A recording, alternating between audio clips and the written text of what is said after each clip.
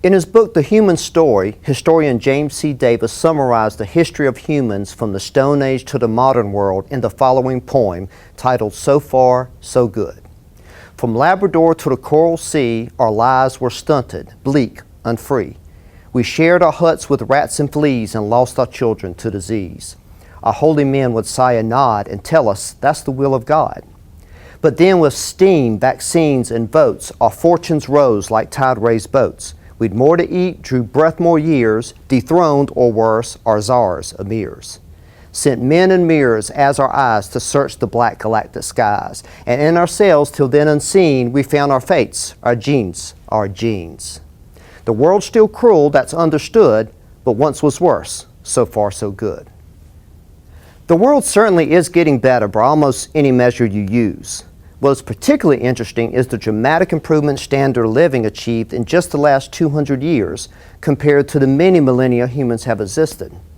Up until 1800 AD, the average person's standard of living was only slightly higher than it was in 1 AD or even 8000 BC. Then between 1800 and 1900, the average person's wealth doubled, and the average person's wealth today is over 8 times larger than in 1900. Of course, the well-being of the average person doesn't necessarily tell us much about the world's poorest, but other numbers say their lives have improved as well. In 1800, over 90% of the world's population lived in extreme poverty. Today, only about 50% do. Many reasons for these improvements are obvious and are reflected in Dr. Davis's poem. He mentions steam. The Industrial Revolution of the 19th century gave us engines. He mentions vaccines. Medical breakthroughs in the 20th century allowed us to eradicate polio. Technology and science have undoubtedly been a blessing to mankind. Then he mentions votes. This doesn't just refer to a right to vote, but human rights and ability of all people living in a nation to hold its government accountable. Think about one of the perennial threats to humankind throughout our history, famine. It used to be just a part of life. From 108 BC to 1911, there were 1,828 famines in China. That's about one famine somewhere in China every year. The 19th century scientist William Farr calculated that between 1000 AD and 1600 AD in England, there were about 10 years of famine every century.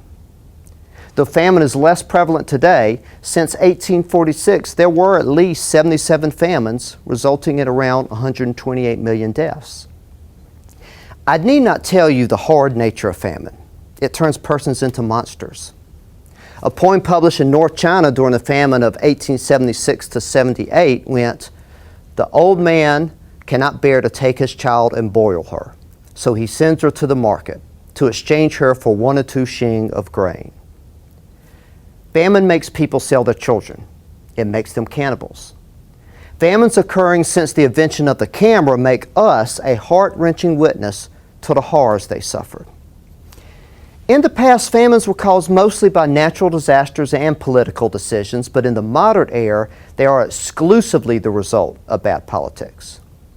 Recall William Farr's statistics on the rate of famines in England between 1000 AD and 1600 AD.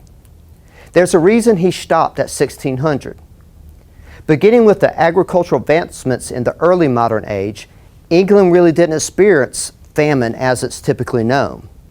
Of course, there was hunger, and people certainly died of malnutrition, but it didn't experience widespread deaths and depopulation due to an inability to feed itself. And this is mostly true for all of Western Europe and its American colonies. Why is this? It's easy to point to modern technology and agriculture as the cure for famine. We now have inexpensive fertilizers, sophisticated machinery, and better varieties of crops and breeds of livestock. Science and technology has no doubt helped keep famine at bay. But what about Ireland in the 19th century, you may ask? Yes, Western Europe and the Americas banished famine, but the Irish potato famine of the 1840s resulted in 1 million deaths. What about the millions who died during the Russian and Chinese famines of the 20th century? The Chinese famine of 1959 to 61 killed more people by far than any recorded famine in history. How could this happen when the world has access to such productive agricultural technologies. There's a single answer to these three famines, one that involves politics, not technology. Recall how Dr. Davis remarked that the arc of history changed with steam, machines, vaccines, science, and votes, democracy. As I said before, the term votes doesn't just mean that politicians are elected. It means that all people living within the borders of a nation have equal political rights or are bestowed with certain human rights and can hold its political leaders accountable and replace them if needed.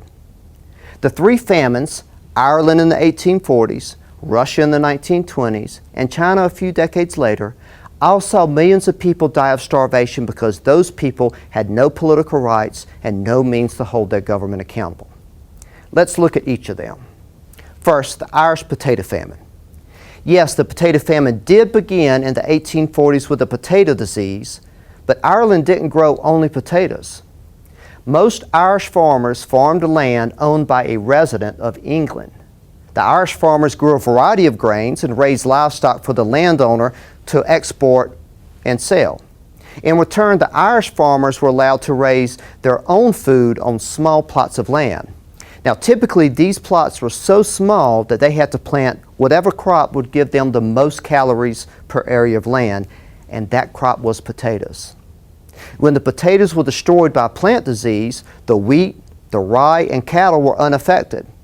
And there was plenty of food being produced on the island of Ireland to feed everyone, but the British landowners would not share. As Susan Bartoletti writes in her book, Black Potatoes, this remains one of the great ironies of the famine years. While the Irish people were suffering from the loss of their staple food crop, a bountiful grain harvest was ripening. But the laborers could not eat the grain, for it belonged to the farmers and the landowners.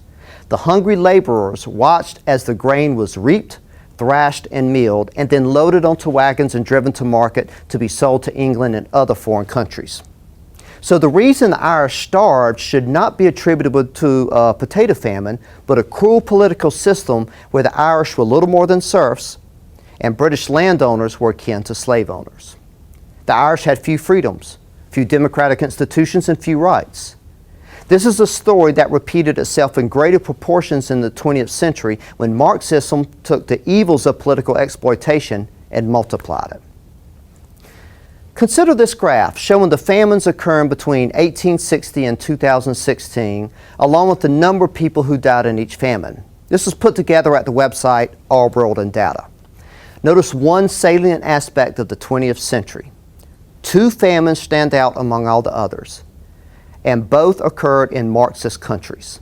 And notice one famine in particular is the largest famine in known history, Communist China, where from 1959 to 61, 24 million people died. And many people believe that's even an underestimate. So what exactly do I mean by Marxism? I want to be careful here because it can mean a lot of things. I personally have three definitions of Marxism. One, the social and political philosophy that Karl Marx developed that built on the work of the philosopher Hegel to explain how history has and would change in the modern era. Now, I've often said that you can't understand Marx without first understanding Hegel, and no one understands Hegel, so I'm not talking about this definition. My second definition is that Marxism is a social movement to prevent the exploitation of the vulnerable by wealthy capitalists who are often colonizers. Now, this kind of Marxism was opposed to the exploitation of the Irish by the British. Nelson Mandela was a Marxist because he saw how white colonizers were exploiting indigenous South Africans. Now for the third definition, the one that we're going to be talking about. A third form of Marxism is an economic system inspired by the writings of Karl Marx, where the Communist Party basically owns all the land, all the property, makes all the decisions about how the economy will function. It's a system that makes the individual accountable to the government, but not vice versa. Russia in the 1920s, our second famine we're going to look at. Consider the devastation wrought by Marxism in Russia between World War I and World War II. The Communist Party wanted to acquire grain as cheaply as possible from the farmers and sell it abroad to use the proceeds to industrialize the country. To do this, rather than buying from farmers in a market where price is determined by supply and demand, it forced the farmers to sell at very low prices. These prices were so low that Russian farmers didn't even see it worth their while to raise anything other than what they needed to eat. So they produced less and less food. And as the government confiscated what they did produce to feed the cities and sell abroad, the farming families themselves had nothing to eat. So they starved. This famine was not caused by a drought or a pest disease or a flood. It was caused by a government that would not allow the farmers to make a profit from raising food. So they stopped producing food. The scholar Richard Pipes remarks in his History of Communism, in the summer of 1918, Moscow launched a campaign to extract grain from the villages, which the peasants were unwilling to sell to the government at unrealistically low fixed prices. One response of the peasants, rich and poor alike, to this terror was to curtail the sown acreage so as to reduce the surplus subject to confiscation. At the same time, shortage of draft horses mobilized for the Civil War lowered yields. As a consequence, cereal grain harvest declined from 78.2 million tons in 1913 to 48.2 million in 1920.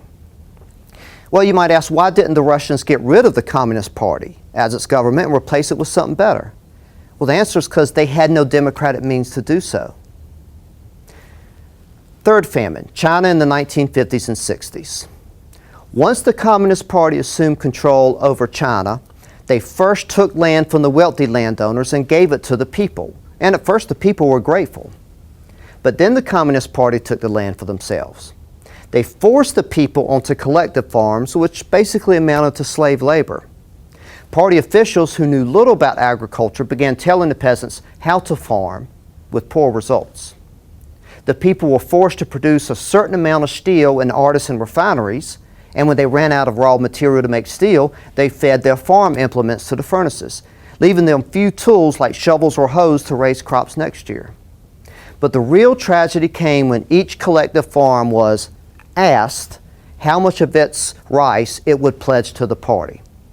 Now, this was a time when everyone was fearful of not demonstrating enthusiastic loyalty to the Communist Party, so each farm pledged more and more rice. In the race to appear the most patriotic, because you could be punished if you were not sufficiently patriotic, the collective farms gave away so much rice that they did not have enough for themselves. Well, where did all the rice go? The government sold it to pay for industrialization of the nation, and anyone who dared tell its leader, Chairman Mao, about the starving masses appeared unpatriotic and was swiftly punished. Now, as the people increasingly realized that any increase in food production would just go to the government, they had no personal incentive to work hard or make smart planting decisions or to improve the land. Like Russia, this famine was not caused by drought or flood, or insect invasions, or plant disease. It was caused by an exploitative political regime. Well, again, we ask, why didn't the Chinese get rid of the Communist Party and replace it with something better for its government? Again, because they had no democratic means to do so. Now that we've looked at three famines, let's turn to Venezuela. And this is being recorded in 2018. And Venezuela is a formerly wealthy nation of South America. It was once the wealthiest nation in South America. People today there are having trouble just finding food, though. Now, this is not a famine. I'm not saying that. But the average person has lost around 18 pounds in the last few years in Venezuela. They're waiting in line for hours to shop for food, often in vain. In grocery stores, prices are low, but there's little on the shelf. While in the black market, there's food, but high prices. And people are searching dumpsters, they're crossing borders, committing crimes, even selling their bodies for food. This is the same country that was once given an award by the United Nations for making progress in feeding its people, and whose constitution guarantees its citizens the right to adequate food. So, what happened? It seems much of what went wrong is what went wrong in Russia and China. Venezuela experienced high levels of income inequality, and those with wealth showed little interest in sharing political power with the poor Venezuelans, who they derisively called the marginals. So when Hugo Chavez showed a sincere willingness to help the economically disadvantaged, he was able to come into power with broad support, and he started addressing income inequality through a more modern version of socialism or Marxism. This isn't like the Marxism of China and Russia, as it was an economic system that was managed both from above by government but also below by democratic communes. But it did make some of the same mistakes as China and Russia. They forced some farmers and food businesses to sell a portion of their food to state-run stores at low prices. There are price controls forcing people to either sell food legally at low prices or illegally at higher black market prices. Chavez confiscated a number of companies and farms and put people in charge of them who really didn't know what they were doing. A professor at a business school in Venezuela once remarked, "It's been a disaster. They've nationalized these lands but don't have the ability to produce." Across Venezuela, yields of once plentiful crops such as rice, coffee, corn, and meat have dropped 15 to 30%. Now what this means is that they took land from people who were running them well and gave them to others, often democratic communes, who had less experience running farms. So like before, by taking property from people and forcing people to sell at low prices, it discourages people from producing food in the first place. Now I'm not trying to say it was only the confiscation of property and price controls that have made it difficult for people to acquire food in Venezuela, but it has contributed to the problem. Venezuela has many other problems, including low oil prices, hyperinflation, and government corruption, but it should not be surprising that forcing people to sell food at low prices discourages them from producing food and leads to food shortages. So again we ask, why don't the people of Venezuela force its government to make changes, force the government to remove price controls, and allow producers and consumers to negotiate their own prices rather than be held hostage to the prices set by the government? The reason is that they cannot. The president has virtually acquired the powers of a dictator. The president has managed to acquire the votes to stay in office, partly by threatening to deny subsidized food to voters who would oppose him. Because they are hungry, they avoid the polls. And because they avoid the polls, they remain hungry. That's why James Davis's poem describes the causes of our affluence as not just steam for machine power, not just vaccines for modern science, but also votes, where the government understands that it exists for the people and not the other way around. Yes, technology is important, but so is the political system, because in the modern world, that is the key determinant of whether we feast or whether we starve.